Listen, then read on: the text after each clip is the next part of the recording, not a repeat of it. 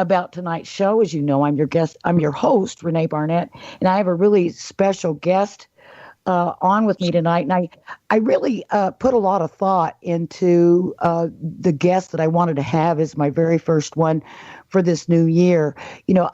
I know a lot of people have been through a lot over the past year. There's been a lot of craziness, a lot of divisiveness, and a lot of people have had hard times and, we're kind of happy to see 2017 come to an end and are looking forward to better days in 2018. But, I think that when you want better days, you got to do something about it. If you want something different, you got to do something different. And so that's why I invited my guest tonight, because she is just the person to help us out with that. My guest tonight overcame poverty and gang violence and flunking grades in school to eventually go on to launch 28 NASA missions, rocket missions. But now she's applying that math and that science along with some faith and intuition to help us all reprogram our lives, to reprogram our brains or rewire our brains. And she's going to also share with us just how she applied that in her own personal life in some very amazing ways. My guest tonight is Olympia LePoint, and I'm talking to her tonight about her wonderful career at NASA, her early childhood, and about her brand new book, Answers Unleashed, The Science of Unleashing Your Brain's Power. Now, I could use a little of that.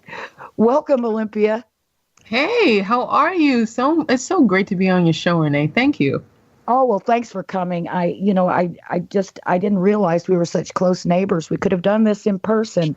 Yeah, I have guests on, from all over the world. So sometimes I have to get my guests up at 3:30 in the morning if they're in the UK, or 4:30 in France. And it's so nice to have someone in my time zone, and I don't feel like I'm imposing quite so much. Oh, no. It's an honor to be on your show. Thank you. Oh, thanks so much. I was reading your book, and I was really impressed. I'm always much more impressed with someone who has sort of gone through a lot of adversity and then, sort of been able to pull themselves up by their own bootstraps and make big changes in their lives. It's so much more impressive than someone who was kind of handed things or maybe born with a silver spoon in their mouth. And I think it's something to a lot of people today, a lot of people feeling down and out, disenfranchised. And we really have to take those matters into our own hands, I think, don't we, Olympia? And that's what you can help us with. Yes, I totally agree with you. 2018 is a fresh new year, and in order to walk through and create a fresh new life, we have to understand where we've come from and flip around the chaos from our past so we can actually transform it to where we need to go. And I talk about that in my new book, Answers Unleashed, The Science of Unleashing Your Brain's Power, in which I talk about my experiences. Now, people know me as a person who has launched rockets. They've watched the TED Talk. They know that I launched 28 missions to space and sat in mission control and did great things. But I have a backstory, and most of us have a backstory. Things in which we've gone through very difficult that's had shaped us. And it's either shaped us in a positive way or a negative way. And it's all depending on our choice, how we choose to view the situation and how we choose to move forward from whatever happens. My life is no different, but I went through a lot of very difficult things in my life that would just completely make some people cringe. But the great news is that I learned to overcome it and come through it. And this is what I learned in this process. To give you a little bit of backstory about my own life, I grew up in poverty with a single mother and 3 sisters. And we didn't have food at all we just didn't have food at all growing up. And it was so exciting to go to school because not only did I have a chance to learn, I had a meal. That's how it was. And it was an interesting time period. It was not the 1980s when I went to high school. I'm dating myself, and I'll just tell everyone right now, I'm 41. I'm relatively young. But I went through that, and the life-changing moment was when I went on a field trip. I was going to the Jet Propulsion Laboratory in this classroom, and I saw engines and jets, and their mission control room. It was at the Jet Propulsion Laboratory, and I told myself I wanted to be just like the men launching rockets, but I had no idea the type of I'd face. And not only scientific challenges, but emotional challenges in the process of that journey. And to make a long story short, in the process of going towards that goal, many different horrible things happen. And people, when they hear about horrible things, this is what we call classic definitions of post-traumatic stress. I was sexually abused by a family member when I was very young, by a trusted family member, by a friend of a family, I should say, that was like a family member. I went through gang violence. There was somebody who stabbed me in my face, almost lost my eye when I was 10. And these things were very traumatic. And shortly after, I started failing algebra, geometry, calculus, and chemistry. And I was in this performing arts school, and I found a way to channel my emotions through pretending to be someone else in performing arts. And there was this teacher who brought me aside and told everyone in the class, anyone who wants to understand the mathematics, they're welcome to come during the winter break and understand it so they would do well. And so I didn't have any money to go, but I looked at that as an opportunity. And the gas station attendant knew how much I loved going to school. So he literally gave me $1.35 so I could catch the bus each way for 2 hours just to sit with the man for 1 hour and to learn. Wow. And that was the life-changing moment where I realized I was actually smart. No one had ever taken the time to show me how to learn. And once I did catch on, I could understand it. And it took me a while to completely, deeply understand mathematics, but that reignited my faith in my own abilities and allowed me to see that the only person who was stopping me was myself, and it was through fear. And I took the math placement test at the AP calculus exam, and I still failed it. But oddly enough, I was still I had something lit inside of me where failing wasn't as bad as I thought it was going to be. And I had become proud of myself. And for the first time ever in my life, I realized that I could do something. And if I spent more time at it, I could actually master it. So I decided to major in mathematics, and this is how ironic it was. The only job that I could get when I entered school was a math tutoring job. That's how ironic it was. I tutored mathematics, and then the person that hired me, it was the late Jane, Mrs. Pinkerton. She's since gone to heaven.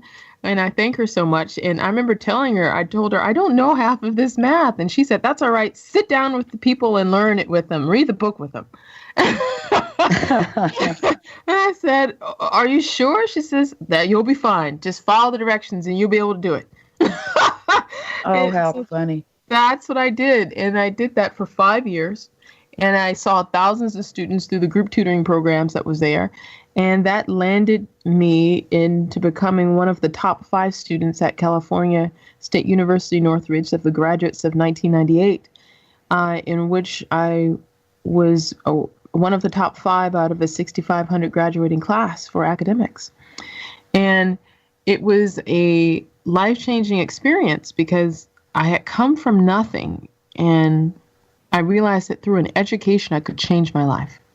And it was the formal education at that point in time. Later, one of my coworkers had started working for the Boeing company.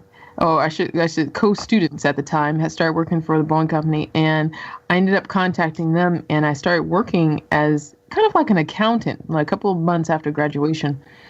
And I ended up working with this man who later took me underneath his wing, and he mentored me, and I became an official rocket scientist. And it wasn't until like maybe 10 or 15 years after that visit, when I was 6 years old, when I realized that I was actually a rocket scientist. Like my vision had actually manifested itself years later.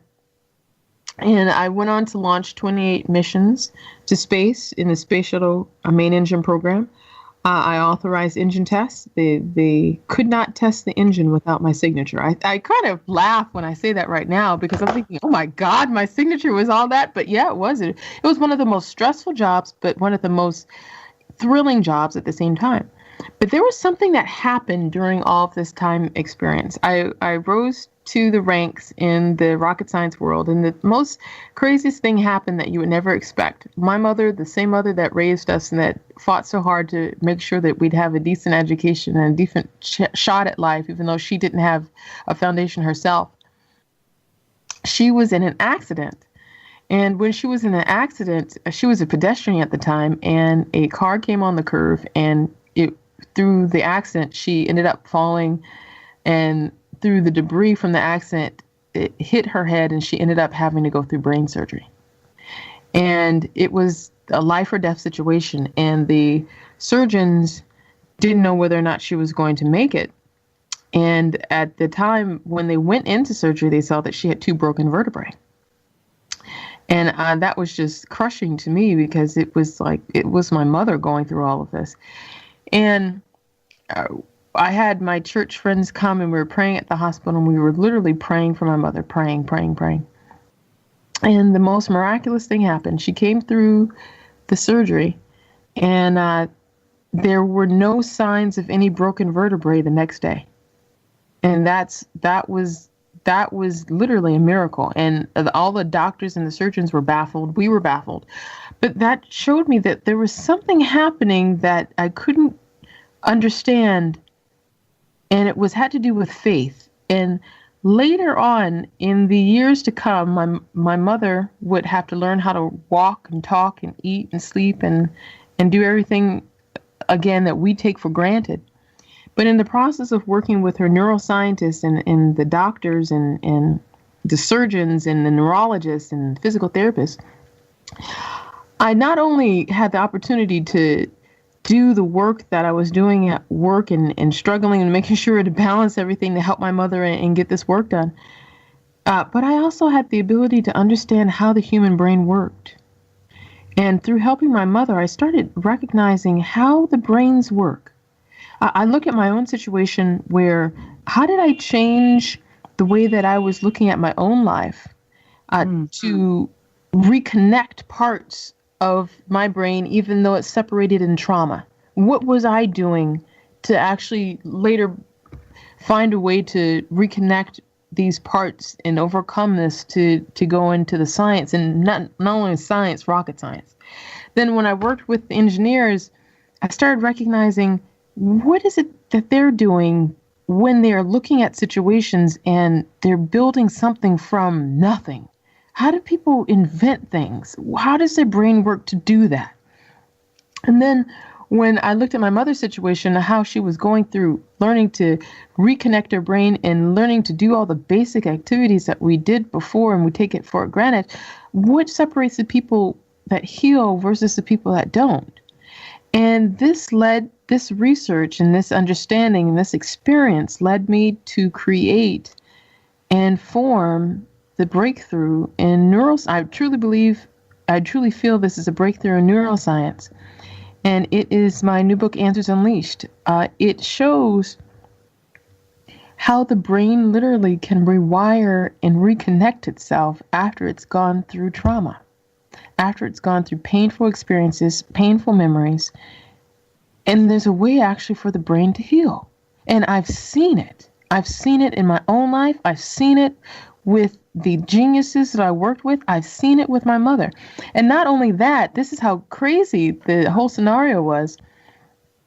10 years later, after my mother's accident, after my mother's brain is reconnecting and reforming in a completely new way, my sister, my older sister, goes to the hospital for a sinus surgery, and there's an accident, and she has infection introduced into her sinus cavity, and she has to go through a brain surgery. And I think to myself, this is no accident. for me to encounter this type of situation in my own life, and then see it happening in the genius lives, how they use their brain, see it happen in my mother's brain, and see it in my sister's brain, it was almost like I would be doing a disservice to myself and my path, as well as a disservice to humanity, if I didn't write down what it is that I saw. And that led to a couple things happening. My sister now is returned back to work, and which is a blessing. And I figured out that the same mathematics that we use to launch rockets into space is the same mathematics that we use to reconnect the brain after difficult situations. That was the breakthrough. Now, I'm going to try to wrap my head around that one. It sounds so amazing. And did you feel like that, and I know I've seen it somewhere in your writing, that there was a spiritual or an intuitive aspect of this. And I know that Einstein was a big one on intuition. And, and other scientists that I've talked with have talked about, and not always publicly, but have talked about intuition being very, very powerful in their discoveries. So is there that element of an intuition or tapping into some kind of larger energy source or higher consciousness? Or Yes, 100%. And I show it with mathematics and science. Now let me, if you will, I'm going to take our audience kind of deep. I'm going to take our audience deep, but I'm going to explain the science in such a way that a 5-year-old could walk away with it and really appreciate it. Are you ready? That's what I need. Something that a 5-year-old can understand. All right. Now, this is groundbreaking future. I'm going to claim it right now. This is groundbreaking future Nobel Prize winning mathematics and information. All right. What I learned is this, and this is what I write about in the Tria brain theory of relativity. I first defined what the Tria brain is. The Tria brain is the 3-sided brain. It's not just the left-sided brain, which is logical, mathematical, in algebraic type of problem solving and scientific in nature. And it's not just the right brain, which is very creative and expressive and feeling based. But there's another side of the brain that people have not fully understood until now. And it's the third side of the brain I call the faith sector, F-A-I-T-H, faith sector. This faith sector is what connects the left side and the right side together through the nervous system, through all the connections, the muscular and synapses connections in the entire brain, as well as the nervous system that runs through the body. The brain isn't just in the skull. The brain extends throughout the entire body. Just like a tree has roots, your brain has roots. But if you take it a little step farther, the Tria brain theory of relativity says that the brain extends to the entire body, as well as I use Einstein's theory of relativity to show that the brain also extends in an energy field around the body itself. So your brain not only is in your skull, your brain activity is in your entire body, and there's a field around you through what your brain creates as an energy field around you that carries your thoughts. This particular function, this third part of the brain, connects your brain together, connects your brain to your body, and connects your brain, body, and you to your outside world. In how it operates, there's collisions. There's collisions in your brain. There's neurons, which is like brain particles and brain cells, as well as dark mass that I later on will define and share with our audience as I call brain brink. It's like this dark tar-like glue that creates itself in the middle of trauma and dysfunctional situations. Well, those blockages create collisions in your brain. the collisions in your brain are just like the collisions in space. The collisions in space of black holes create gravitational waves, and it was just found recently in 2016, and this is one of Einstein's theories that happened 100 years ago. Well, those same type of collisions happen in the brain, and when they happen in the brain, your brain sends out its own gravitational wave that I call a tree brain wave. This gravitational wave is your intuition. Everyone has it because everyone's brain has this wave particle through energy that is created through its natural function. Every single one of our brains send out a wave. Here's a perfect example. Have you ever had someone call you when you've been thinking about them? Sure, absolutely. That is the classic sense of intuition. Your brain is sending out a wave to people for connection. The brain's ability, the natural faith sector, the gift that we've all been given is the ability for connection. Your brain sends out waves to be connected to situations, connected to people, connected to science, connected to physical environments. It's to be connected. So another type of application that people have is what I saw when I worked with the engineers. For example, there was this one man that I worked with. He saw a 2-story rocket engine presented to him in a dream. And it was so clear to him. He had 200 people working, putting together the right material combinations, the right heat fluxes, the vibrations necessary to create this gigantic rocket, and it came from a dream. Our brain naturally has intuition in the form of precognition, which is being able to see things independent of space and time. What this man saw is a creation before it existed physically.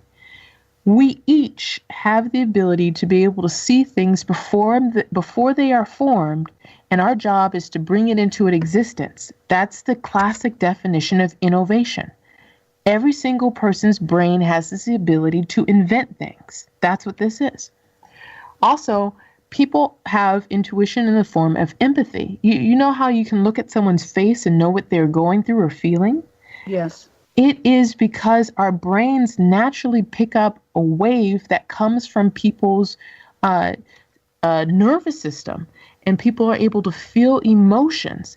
Like, for example, if you have ever seen a world-renowned athlete fall down just inches before the goal line, a track star, let's say, and they get up and they have agony and they have pain, but they're limping towards the line, and the entire world is watching and they're weeping. It is because at that very moment they are watching the brain energy of triumph exude from someone that is so strong and so magnificent that is carrying them through the finish line that it literally becomes infectious to everyone that watches that energy.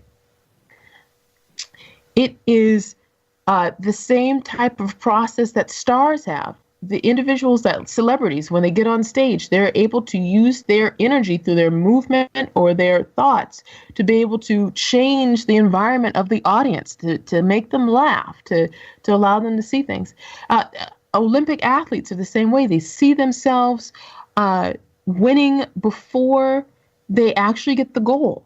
It is the natural ability of the brain that we each have. And in my book, Answers Unleashed, I believe it's chapter 7, I break down how to look at your dreams and how to use the particular intuition that you use the most so you can actually change your life and change the lives of people around you by understanding that your intuition is the ability to see a big picture or see the end result before any evidence of it is verified or not.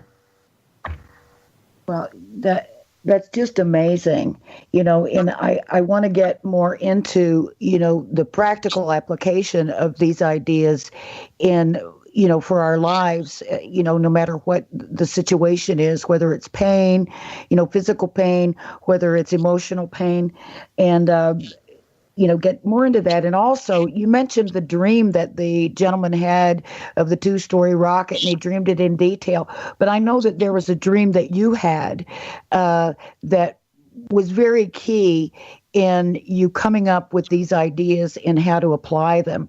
And when we come back from the break, if you would please, would you share that dream? You know what I'm talking about, right? Oh, it's a dream in the introduction? A dream about where Jesus came. Oh, yeah. I'll share that. Yeah, we want to hear about that. That was a great one. Yeah. So we're going to take a quick break, and when we come back, more with Olympia LePoint. I'm dying to call you LePoint. I'm such a francophile. I've been dying to call you LePoint all day. Mademoiselle LePoint. Mademoiselle LePoint. And we will be back with Mademoiselle LePoint in just a moment. A bientôt. Welcome back to Night Vision. I'm your host, René Barnett. If you're just joining us, we've been talking with rocket scientist Olympia LePoint, and she's been sharing with us not only some bits about her early childhood, which were pretty harrowing. She had a pretty rough upbringing in the mean streets of South Central LA, where she actually ended up getting stabbed and almost lost her eye. Then she went through a horrible accident with her mom, who had a terrible brain injury, but managed to come back from it with help from Olympia and her scientist friends, who figured out how to rewire the brain. And also, she got a chance to apply that again 10 years later with her sister, who, through an accident during a surgery, had a brain injury herself. So, nope, that was no accident, I'm sure. That was put right there in front of you for you to see and for you to pick up on, and thank goodness that you did. But before the break, you had mentioned this dream that this man had about this rocket, this 2-story rocket, and he dreamed it in detail on how to do it.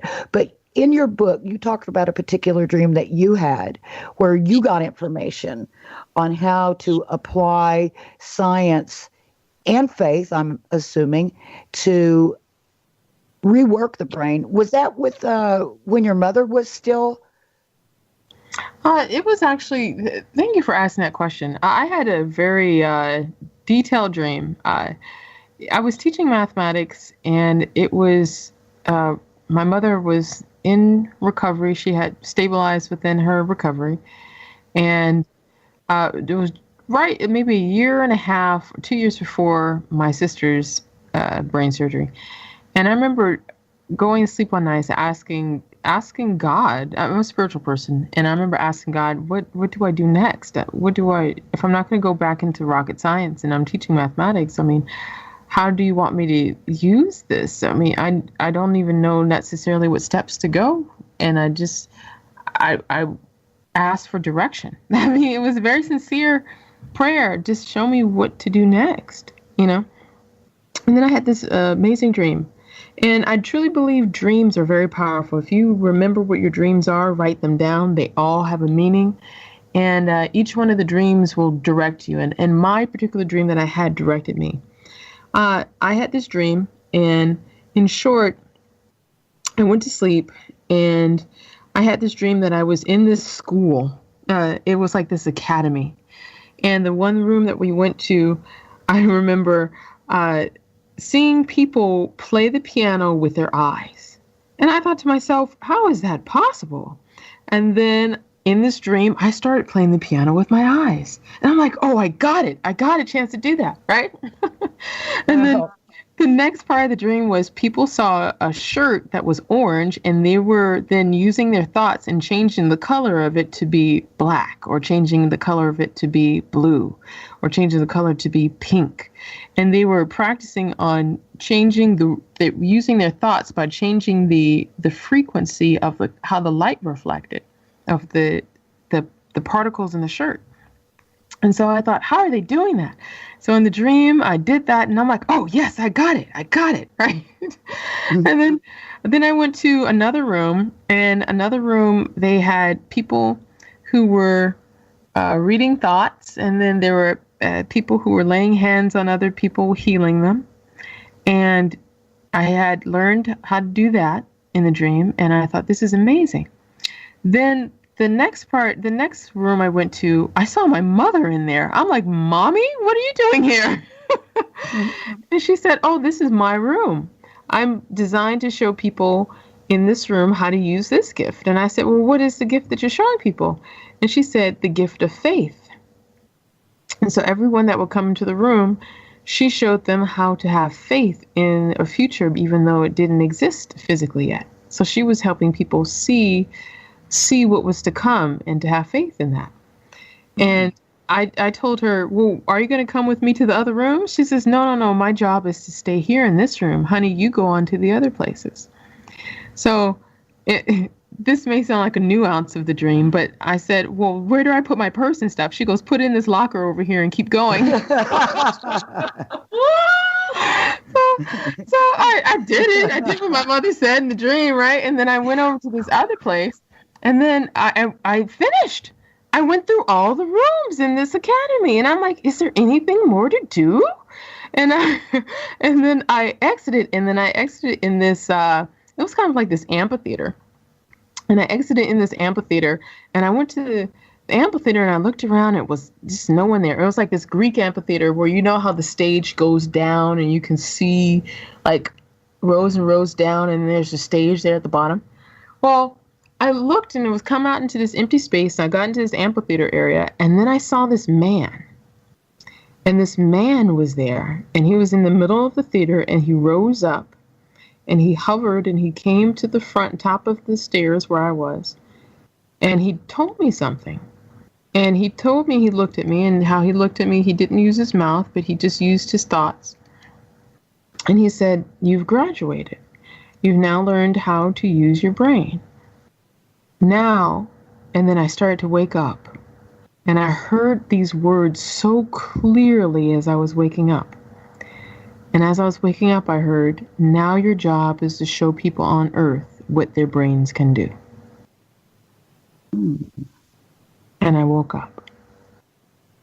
And that dream was just so powerful. And I remember calling up my 3 good friends that I talk to all the time. I'm like, I had this dream. And so I just asked for them to pray for me and to just keep me in their thoughts to figure out how on earth was I going to do this. I didn't know the process or the map or the roadmap to do that, but I just knew that I really truly wanted to honor this ability to show them all these really cool things that I learned in the dream. And through the course of that time frame, that happened back in 2005. In 2015, 2015. That dream happened in 2015. And then a year, I brainstormed and started writing a little bit about the book. And then the Answers Unleashed talk show that I started, a radio show, came about the next year.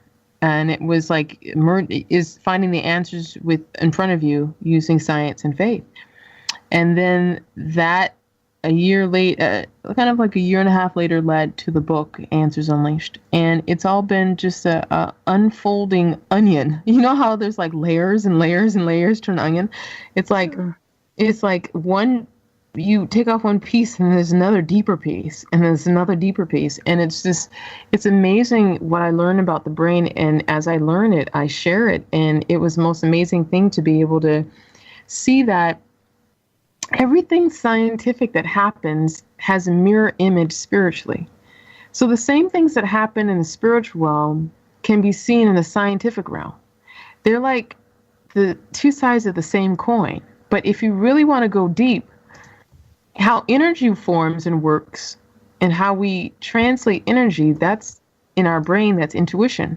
So if you will think of a 3-sided coin, if you will, and that you have to really use your imagination to see this, the things that happen in the spiritual realm has the same mirror image that happens in the physical world through science.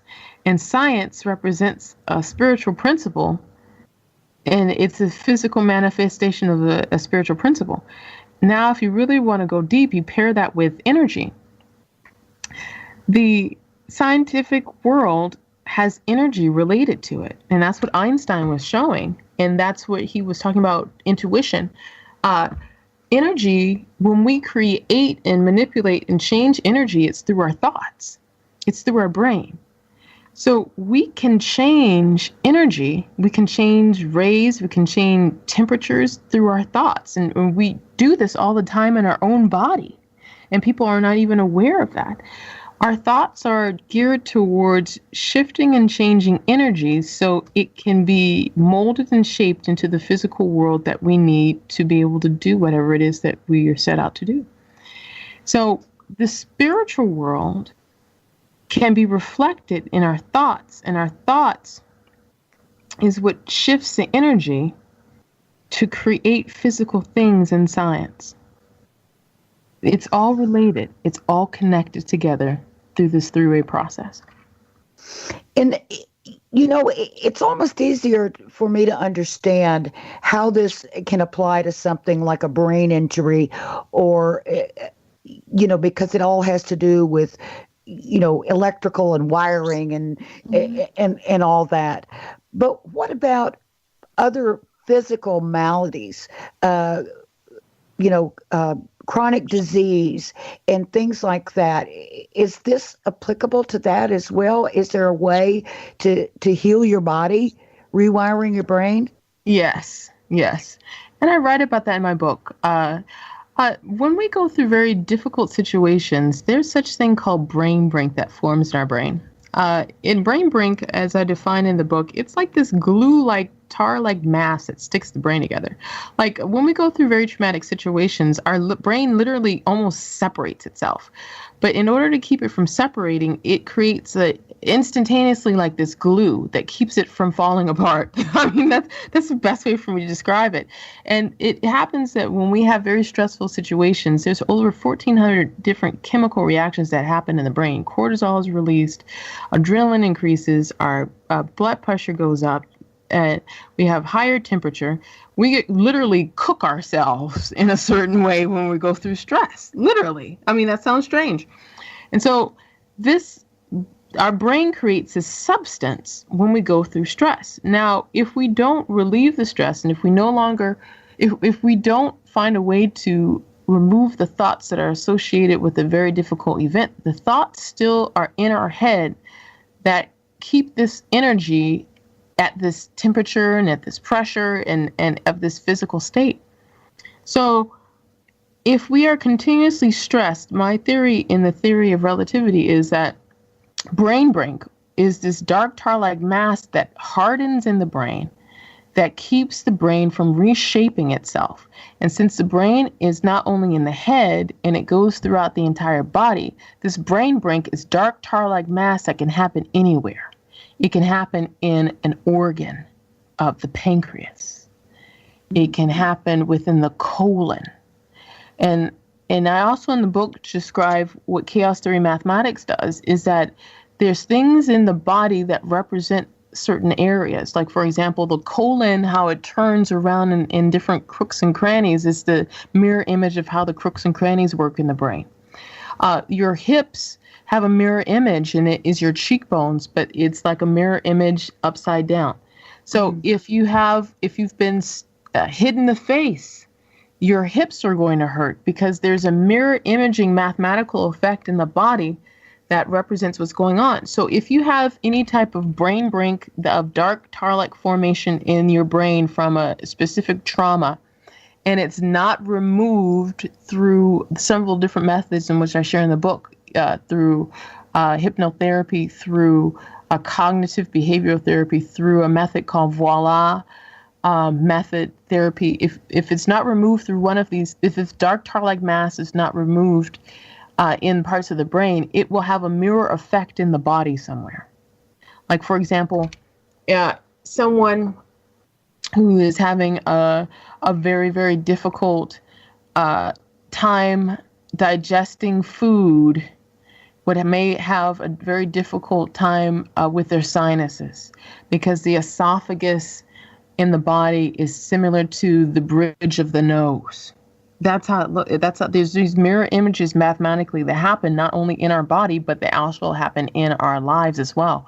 So when we experience sickness and disease, it's because there is a trapped thought that we are unaware of that is converting energy to be harmful in that one area. When we are able to identify the thought that is associated with a stressful situation, we then are able to remove that thought and replace it with a new one, so the energy from the situation converts properly in our body, so it can unleash healing and innovation inside of us and through us. Now, I can understand how that would work. Obviously, if you've developed illnesses, as we do, because of emotional trauma, or some sort of like you said, PTSD, post-traumatic stress disorder, or something like that. What about, is it the same what about diseases that, some people are born with things or developed a disease as a small baby and then, have them throughout their lives? Is there something that can work with that as well? There's a fine line, and that's a great question. There's some things in which I'm a firm believer that some things that we are born with that we look as a very difficult thing, but really it's a blessing in disguise. And no matter what, you always have it because it's going to serve your purpose. For example, my biological father, unfortunately, is an alcoholic, and he's very addicted to different alcohols and drugs and of that sort. Mm-hmm. So I knew growing up that this addictive gene existed within my DNA. So oddly enough, I knew that I never wanted to experience that. And so I always did everything I could to avoid any type of situation that would make my brain addicted to anything. And it was a blessing. And so I talk about this in the book. Sometimes things that are very difficult and we think, it's a horrible thing, it's really a blessing in disguise, because if you're able to take the energy from that situation, you're able to translate it into a beneficial way by your thoughts. And a perfect example was a person I name in the book by name of Glenn. He had a very similar situation. He grew up with an alcoholic father, but he lived with his father, and he had a situation where his father was abusive. So him and his brother never knew when there was going to be an outburst from his father, and they always lived on edge. But at the same time, he learned to read his father like there was no tomorrow. He learned to be able to read any time when his father had alcohol in the system versus when he didn't. He learned how to determine when his father was going to be logical versus not. And he learned everything from the mannerisms and how he moved his arms to be able to determine what type of emotion someone was having. Well, he later on went into the field of sales, technical sales, computerized system sales. And he became a billionaire because he would become so great at reading people's intentions to know what their hidden thoughts were based on their movements, how their eyes worked, what they said, if they were actually aware versus just talking. He became such a great person at being able to read people that he was able to read the people that were going to give him sales. And he learned to be able to use that horrible experience from growing up to benefit him in a way that was actually going to help himself and other people within his career. So when we have difficult situations, it's actually a blessing, but you have to change your view of the situation so you can use the energy from the situation to your benefit. I have this test for people when they go through very stressful situations and they don't want to go through a situation anymore. There's such thing as letting go. And when we make a decision to let go of how something is going to affect us, that's when we gain our power. And for example, if you are dealing with a very difficult coworker and you cannot stand that person at all, and you just don't want to work with that person whatsoever, there's a way to actually deal with them. And it's actually a mental exercise that changes the situation. Okay, for example, if you're dealing with a very stressful situation and the person is very difficult to work with and you cringed even being in a meeting with that person, you can actually shift the energy of this situation so that person doesn't create the energy that will rise your blood pressure or make you stressed. And this is what I call the pleasure principle. And this is the exercise in my book. You sit with the person before you go into the room or before you meet with them. You decide you have to set your intention before anything. You decide, I'm going to let go of any negative energy and I'm going to deflect it by my own awareness. I'm going to deflect it. I'm only going to accept the energy that's good. And you've got to set that intention out before you do anything, before you meet with anyone, before you do anything else. And then you use this pleasure principle. So whenever you meet with a person, before you meet with them, you think of the most pleasurable experience you can imagine from when you were the smallest child. So if it was playing with your grandmother, or if it was talking with a parent, or if it was being on the swing outside, whatever it was, you'll remember that feeling and you hold on to it and you taste it, smell it, feel it, you enjoy it. You at that moment of time of recalling that memory is releasing endorphins in your brain, the pleasure endorphins in your brain. So by you recalling that experience, you're actually commanding a certain chemical reaction in your brain to happen naturally. So as soon as you go into this meeting with this person that you can't stand, you go into this place and you look at the person that you can't stand, but as you look at the person, you think of your wonderful time that you had when you were a child, and you overlay it. You overlay the two realities. So you're looking at the person, but you're really looking at what you experienced as a child. When you do this, the energy from that situation no longer has an effect on your consciousness. You've literally then shifted the energy from your own thoughts and from your own being to deflect whatever that person is trying to throw at you. Sort of like an invisible shield, huh? Yes, and it's so interesting. This concept was actually presented within Harry Potter. It's the strangest thing. It presented in Harry Potter in the Expecto Patronum charm, and this particular process actually can be applied to the human brain. When you envision a pleasurable situation, you then command your brain to actually release the endorphins that you need to be able to face whatever situation that's in front of you. And when you have those endorphins, they cannot coexist with stress hormone. So whatever is going to happen in the meeting, it will literally bounce off of you. And because you have then set your thoughts to exist within a certain type of situation, you then have waves that create from you that affect the other person and not the other way around. Wow. You know, I think we all know people that, you know, when they walk, you're talking about endorphins and that concept, and when they walk into the room and they have this big smile, and it's just as though the sun is shining in the room, and you feel it, and it lightens the room, and it makes everyone feel good. But by the same token, there are some people that when they walk into the room, they seem to be so negative and they just seem to suck out all the air out of the room.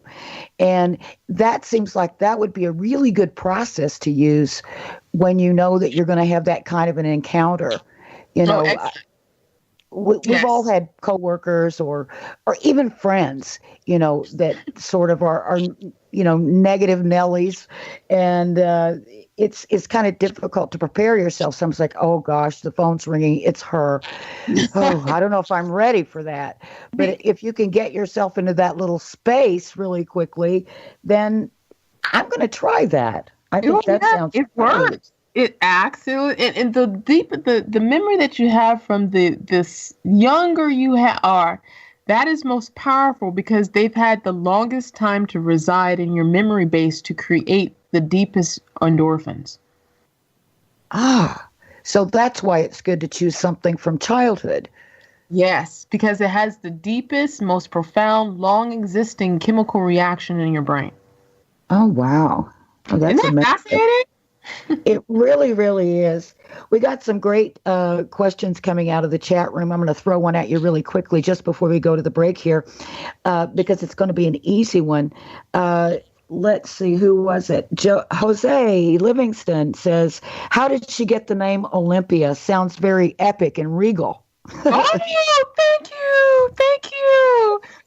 What's his name? Who said that? Jose, thank you, Jose. Can I give you like a kiss online? Thank you. I told him Olympia means home of the gods. Oh, do you know Olympia? Yeah, Olympia was a name given to the human that was like the gods, that had the ultimate union between mind, body, and soul. Oh my gosh. Yeah, isn't that funny? And that was your birth name? Now that Olympia LePoint is my birth name on my birth certificate. Yeah. Now, how did your mom choose that name? She was watching Soul Train. Oh, I love it. Yeah, she was watching this group. I don't even know. She told me and I forgot. There was this group she was watching on Soul Train, and one of the people's name was Olympia Ann, and she says, "Oh, what a wonderful name!"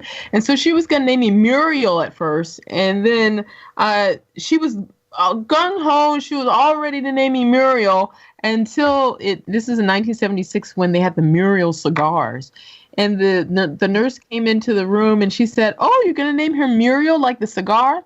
Oh, my mother went into a panic and she quickly got rid of the name Muriel. And the first name that came up in her mind was Olympia Ann, from when she saw, the Silvers. That's what their name. Oh, the Silvers. Yeah. There's a band. There's a member named Olympia Ann, and she saw them on Soul Train, and that's what I was named after. Oh, that is so wild. I love that. That's amazing. Well, thank God she did that. Thank God for that nurse. Yes. I like Olympia so much better than Muriel. Oh, thank you. Thank you. It is a beautiful name. And you know what? When we come back, we're going to have more with Olympia. And we're going to find out more about how to apply her theories to our own lives when we come back. Stay with us. And we're back with Night Vision Radio. I'm your host, René Barnett. Thanks so much for joining us tonight. We've been talking with Olympia LePoint, and we've been talking about her new book, Answers Unleashed, and her ideas and theories about how to rewire the brain for success and for lots of other good things. Now, we were talking about, illnesses, and someone asked the question, and now did I go past it here? Tall White is the name of this person. Can our brains really help us block out physical pain on demand? Pain is actually a good thing. You're like, what on earth is this woman saying? Yeah, pain is a good thing. Pain happens when your body is not, when you're been ignoring something. And that is the last case result, when your body is trying to make you consciously aware of something in which has been hidden that is no longer serving you. Pain is the last resort. This is the type of hierarchy process. First, you'll feel kind of like uncomfortable. Then you'll feel discomfort.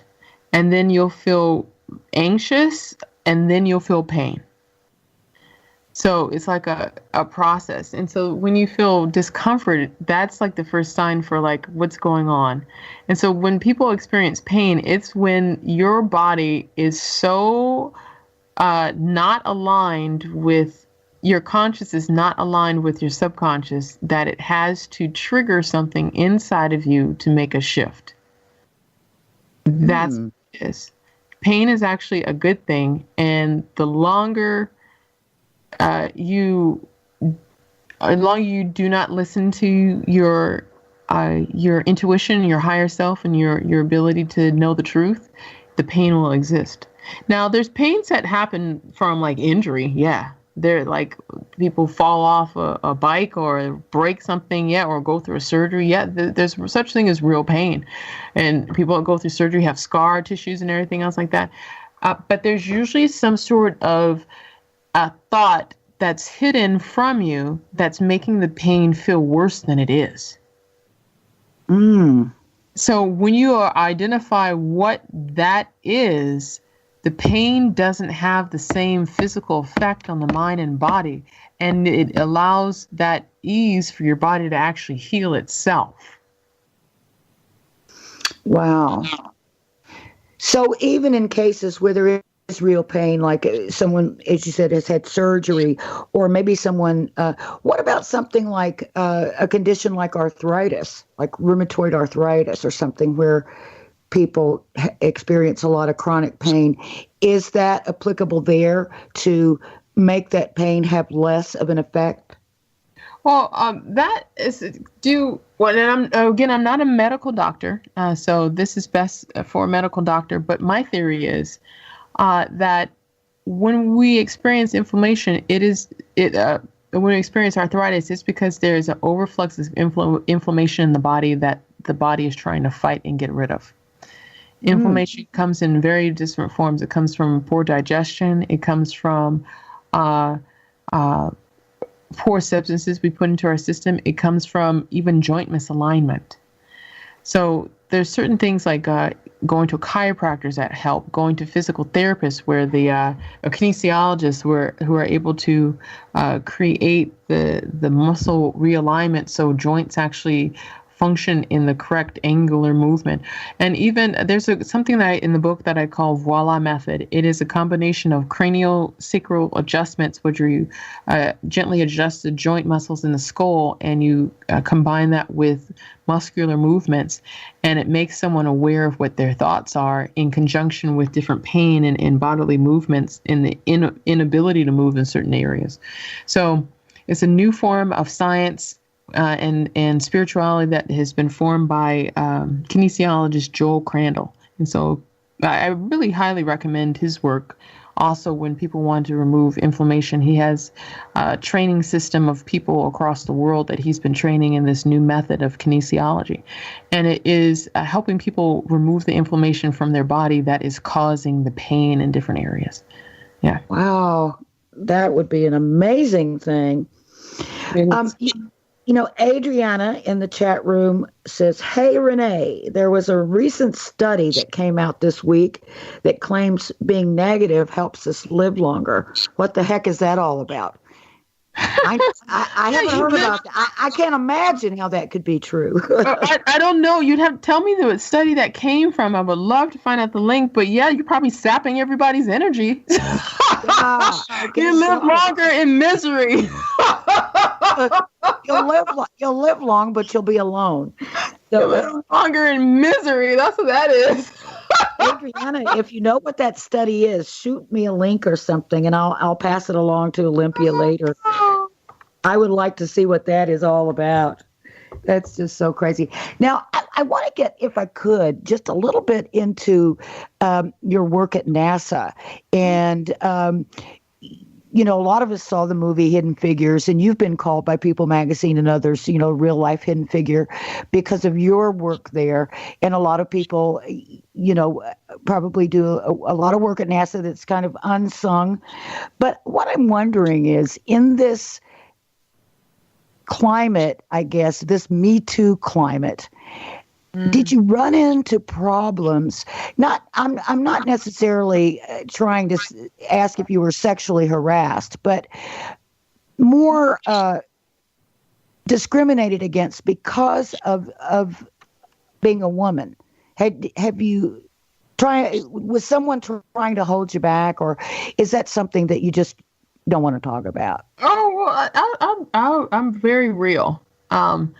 When I worked as a rocket scientist, I love the science, but working as a young woman of color, was one of the most hardest jobs I had ever encountered. That was a double whammy. I know, it was a woman and a woman of color, and being young on top of it, where most of the people were 20 years older than I was, at least. It was. And it's so crazy. I started launching rockets 20 years ago. That's what's the most amazing thing. That was 20 years ago. And this is when I saw the movie Hidden Figures, not much had changed. 30 years had passed, and I was doing this work, and not much had changed. And it was the most oddest thing, because when I watched the movie, I was like, oh, that's like my life. And it was very challenging. And I'm not going to tell something that's not true. It was very challenging. I love the science, but I had to work. I had to work, and I worked twice as hard. And it was challenging because there were many times. The second day I was there, this man came up and he circled around me like I was a museum piece. Like, he had his mouth open, he had it dropped, and he circled around me. And I remember looking at him thinking, do I have like something on my shoe, or do I have something like on my top? You know, what's wrong? What's going on? And he just circled around me. He walked off, and I didn't know what was happening. And then these women came over to me. They were the executive administrators. They were what we used to call secretaries. They were the individuals who worked for the executives, who were women. And I didn't even know who they were. And they pulled me over to a side, and they said, you don't know us, but we're women who've been working up here in a long time. And that guy that just circled around you, he's one of the good guys. And I'm like, oh, God. And I'm like, what are you talking about? Who are you? This is like a Twilight Zone movie, right? And I was like, what's going on? And they said, just to let you know, there's some men, not all, but there's some men that will do anything to push your button, to get you emotional, to try and make it prove that you don't deserve this job. You're one of the first women that has been working here on this floor for the last 15 years. And we're just telling you this because anytime they try and do something, you have to keep your cool and never let them see you cry. And I'm like, what? And they said, and if you ever get emotional, pull us into the restroom and talk it out with us. But whatever you do, keep your cool, because there's 20 different men that want your job. Wow. And I remember thinking to myself, can't be true. Can't be true. Lo and behold, the next week in a meeting, it happens. And I think to myself, oh my God, they were accurate. And it was like that for 10 years. Now, it wasn't everybody, but there were a select handful that had that mentality. And it was a challenge. It wasn't only a challenge making sure things didn't explode, but it was a challenge so I didn't explode. It was a challenge so I remained calm, and I had to learn the process to allow people to see the science for what it was, independent of who was presenting it to them. And it worked, and I eventually rose to the top of the ranks and earned Modern Day Technology Leader Award of Engineer of the Year because of this work. Wow. And it was a challenge, but I looked at it as every single day it was a choice to get up and go, and it wasn't easy. But I knew that it was all going to pay off somehow, some way.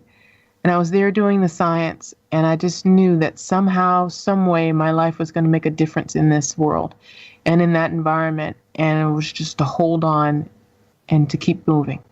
And after 10 years of working there, I rose to the ranks of being in the room supporting mission control. And had I resigned the second day, I would have never been able to rise to that rank and later be able to inspire people across the world to defeat odds. and still. Absolutely. Oh, that's amazing. Amazing story. Redstone in the chat room says, I wonder what she thinks about the rockets that North Korea keeps toying around with. You have any opinion on that, or? I'm going to state what a fact is. North Korea is not as technically advanced in the aerospace world with rockets as Russia is, or the United States, right, or a couple of other areas. They're still learning their technology, and it's this is a part of natural testing. And I think sometimes the media will hype it in a certain direction to that is not necessarily accurate. And it all depends on who you talk to. But testing different items is a part of the process. Where it's tested is a whole nother story. Right. But the United States and Russia is probably the most superior when it comes to the rocket building and launching in the world. Sure. Now, I cannot let the show end because I would never hear the end of it from my listeners if I did not ask you this question. What? What do you think about UFOs? Oh! From the standpoint of a rocket scientist. Oh my gosh. Do you know what? I have a very, very dear close friend who's an astronaut. And he's such a great friend. And I asked him that same question. I asked him, like, you've been up in space. Have you ever seen anything, right? And there's certain things he's classified and he can't tell me. So that was really interesting. And let me just share this with you. A lot of things that we see as UFOs are actually being tested and they can't be presented to the public because of security reasons. And so that is that happens a lot. There's a lot of things. And we just saw that. We saw SpaceX just test a missile over Los Angeles, and it was captured all across the world, and everyone thought it was a UFO at first until SpaceX said, that was our rocket. Except for Elon Musk, who tweeted it was definitely aliens. And so, but I will share with you something like this, and this is a real life experience of mine. Are you ready? Yeah. I remember traveling on the 210 freeway in Los Angeles, and it was late at night. This is maybe like 15 years ago. And I remember traveling on the road. Now, mind you, I do believe that a lot of unidentified flying objects is really, majority of it is actually military testing. Military, top secret type of work. I really do believe that. But there was this one time I was traveling on the freeway, and I looked up and I saw these lights, and it was circular.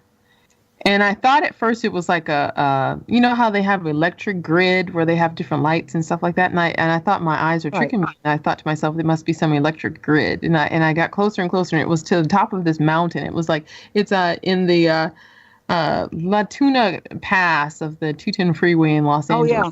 Latuna Canyon, Yeah, Latuna Canyon. And I was passing it, and I got closer and closer. And I looked up, and I'm like, that's no grid.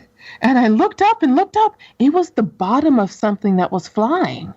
Wow. And I remember thinking to myself, oh! And the first thing that came to mind was all those like UFO movies that people watch, you know, and like how like all this time like elapses and there's days that go by and they don't know where they are. I started thinking about all these like UFO horror movies and stuff. And so that moment I thought to myself, well, I am not going to find out what it is. I put my foot on the gas and I looked at the time and I said, time better not elapse. And I put that pedal to the metal and I got out of there. I still to this day do not know what that is. As a result, because I did not know what it is officially an unidentified flying object. That's right. That's right. That is pretty scary, especially, you know, if you're out there. That's a pretty sparsely populated area. Yeah, so there's nobody over there. I would much rather be, you know, anywhere in the heart of the city than in some remote area, and then something like that comes upon me. But did it look like really, really big? It was huge. And I just did not want to look up. I saw enough and I said to myself, I'm a scientist, but I'm not that curious. I'm going to get out of here. Not right now, anyway.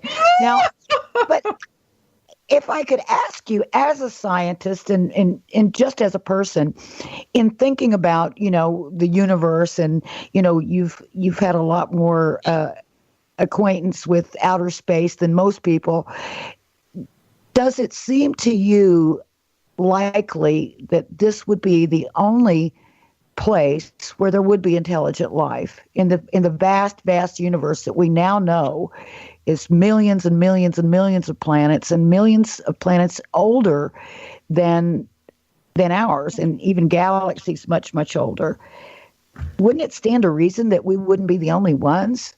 It's interesting. I was brought on KTLA 5 Morning News for the new space system that came out. And if anyone wants to find it, they can go to my website's answersunleashed.com or my YouTube site at YouTube, and you type in Olympia LePoint or Oral Consulting is what it's under. And there's an episode of me where I'm talking about if intelligent life can be on different planets, and they just from this solar system that was just found. And it was a TRAPPIST-1. It was TRAPPIST-1 solar system. I talk about how far it was and what type of planets and what type of elements that would be needed to sustain things. There's a couple of elements that's needed to sustain intelligent life. It would need to be water and a gaseous environment. Anything that actually will sustain life will have an environment where there's a type of way for the solar system or planets to actually have a gaseous system of oxygen, nitrogen, carbon, to be able to create different type of chemical reactions on the planet, so there could actually be life. And it's quite fascinating because life is defined per our terms and our understanding by those type of components in a solar system. For the probability of there being just intelligent life here on Earth, it's almost zero. The probability of us being the only intelligent life form, I personally think it's just arrogant for us to think that, because there's literally, mathematically speaking, there's billions of planets. There really are. And I was reading an article just this week that I saw, I can't remember the origin, I think it was on Apple News, about how the habitable area of our solar system is going to be shifting. I mean, not anytime soon, but there will be a period when it becomes uninhabitable to be on Earth, and that we will shift to places like Mars, because that environment will change as ours does and become more habitable. Well, this is after a long period of time. That won't happen in our lifetime. No. That won't happen within the next, my estimate that won't even happen in the next 2,000 or 3,000 years. The issue with traveling to Mars, and this is what they don't tell individuals, is that the gravitational forces for them to get to Mars requires them to use chaos theory, which will literally throw the rocket in certain places. And so when it does that, it has different gravitational forces that happen within the rocket itself. There's no evidence that a human can actually sustain that type of force on the human body. Like, for example, when the astronauts go out into space, in the Space Shuttle main engine, Space Shuttle program itself, it could not accelerate fully to 34,000 miles an hour, because if it did it straight 0 to 34,000 miles an hour to get up into space, it was going to cause too much pressure on the chest of the astronauts, and the astronauts their chests would literally cave in. So that's why you saw the engine throttle back, then throttle up, throttle back, and throttle up, and throttle back, and throttle up, and finally accelerate to give the pressure, to alleviate the pressure off the humans so they could actually get there. And they still were in pressurized suits, mind you. So there is no guarantee that humans could actually sustain the type of gravitational pulls and forces that it takes and requires to get to Mars.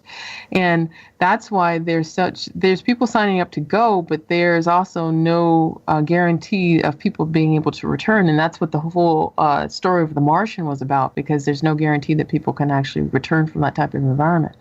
So that's just a little bit of a science background of that. But we will see a shift, but it's not going to be in any time in our lifetime. But I really truly believe that our job here on Earth right now is to clean it up and make it an environment so the Earth can heal itself. The Earth is a living organism. Just like we have a north and a south pole to the Earth and it has its axis, there's a mirror reflection in our brains. Our brains have a north and south pole in it as well. We have a northern part, which is the top part, and we have a southern part, which is like the bottom part that at the base of our neck. And so we have, just like we have, the Earth has an axis, our brain has an axis. Just like the Earth turns and rotates, we have gravitational forces in our brain that actually rotates at a similar way. The whole universe and Earth is mirroring one another. So just like we have to clean up our brains, we have to clean up the Earth. And I think it's our responsibility to heal the Earth and find ways to be able to change its environment so we can respect what we've been given. Oh, I couldn't agree with you more. I think that it's incumbent upon us to take care of our planet so it can take care of us. Mm-hmm. But now, I want to remind people before we go, we've got just a few more minutes. I want to remind people again, the name of the book is Answers Unleashed, The Science of Unleashing Your Brain's Power. Yes. I have it. I suggest you get it too. Ooh. And it's an amazing book. It's really great. It's a mixture of Olympia's personal story and science and faith and intuition. It is really, really something. And I'm going to read it cover to cover. And you know what? I'm going to give it to my kids to read too, because I think that anyone could find it helpful, especially someone, as you said, who's been through some kind of trauma. And there's a lot of us out there who have been. Oh, yes. Thank you so much. I really enjoy it. The book is written, it's groundbreaking science. It's Nobel Prize winning science, but it's explained in people's real life stories. So I explain the science in drama and sagas, and so people can understand not only the physical equations that are very easy to understand, but it's also the science behind what really goes on. And if people go to answersunleashed.com, they can do two things. They can buy the book if they're interested in it. It's on Amazon, and it's also downloadable, which is great. It's on all the different downloadable platforms for the book, from the Nook to the Kindle, as well as you can get it on Amazon. But also, California State University Northridge had me come through as a celebrity guest lecturer. And they had me give a 1-hour lecture about the contents of the book. And the great news is that anyone can find out about the contents of the book by watching the free video online. So it's a 1-hour lecture. It's on answersunleashed.com/live lectures. So when you go there, you can actually play the YouTube video and you can find out about how your brain works. And it's an Answers Unleashed live lecture. And we are creating the 2018 tour, going to different places and giving this. There's so much to learn. This is just what you'll see in the video is just a portion of what is in the book. And when you watch what's in this 1-hour video, you'll be floored. And there's a series involved for you to find out so much more about what's going on. Well, I tell you, I did watch some of those lectures online, and there's a lot of really good stuff on there. There's also broadcasts from your podcast, and each one of those is really interesting. That's what gave me actually some of the ideas that I wanted to explore with you on pain and some of the other things that I saw on your website. It's just amazing, and that's on your Unleashed website. Right? Yes. Yeah, everything is. I created the Answers Unleashed platform, and it is podcasts. It's a different show that I hold every single week. We're on break right now, but season 5 returns in February. Is the Answers Unleashed book, which is there. If you go to the book's website, you can actually look at the video from me on different shows talking about the books. And then you actually have the live lecture series